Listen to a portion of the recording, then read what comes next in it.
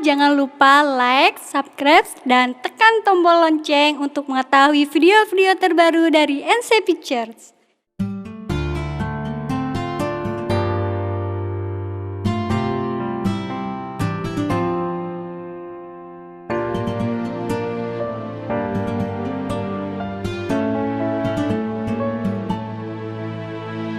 Kau ibunda kaum muslimin, engkau min ummahatil mu'minin, mujtahidah, qawwamah faqihah, sawwamah zahidah.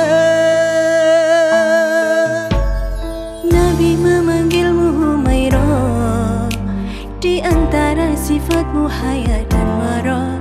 Afqahan nas, kanat a'laman nas, kanat ahsanan nas.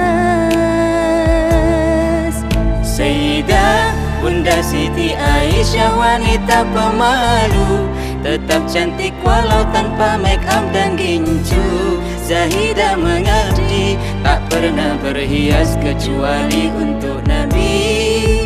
Sayyidah, cantiknya wajahmu secantik pribadimu, dan putihnya kulitmu seputih hatimu.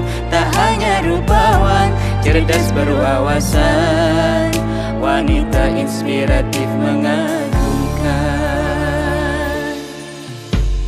Dipilih langsung oleh Allah, engkau dijodohkan dengan Rasulullah. Lewat mimpi salah layali sampai 3 kali.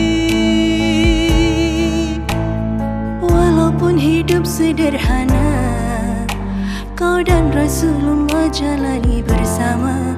Bahagia tidak harus kaya, asal saling cinta. Sayyidah, Bunda Siti Aisyah, wanita pemalu, tetap cantik walau tanpa make up dan gincu. Zahidah mengabdi, tak pernah berhias kecuali untuk Nabi. Sayyidah, cantiknya wajahmu secantik pribadimu, dan putihnya kulitmu seputih hatimu. Tak hanya rupawan, cerdas berwawasan.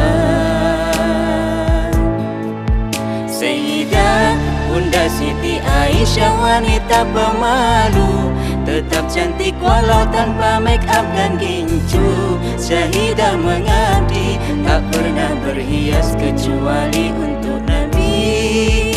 Sayyidah, cantiknya wajahmu secantik pribadimu, dan putihnya kulitmu seputih hatimu. Tak hanya rupawan, cerdas berwawasan, wanita inspiratif mengagumkan.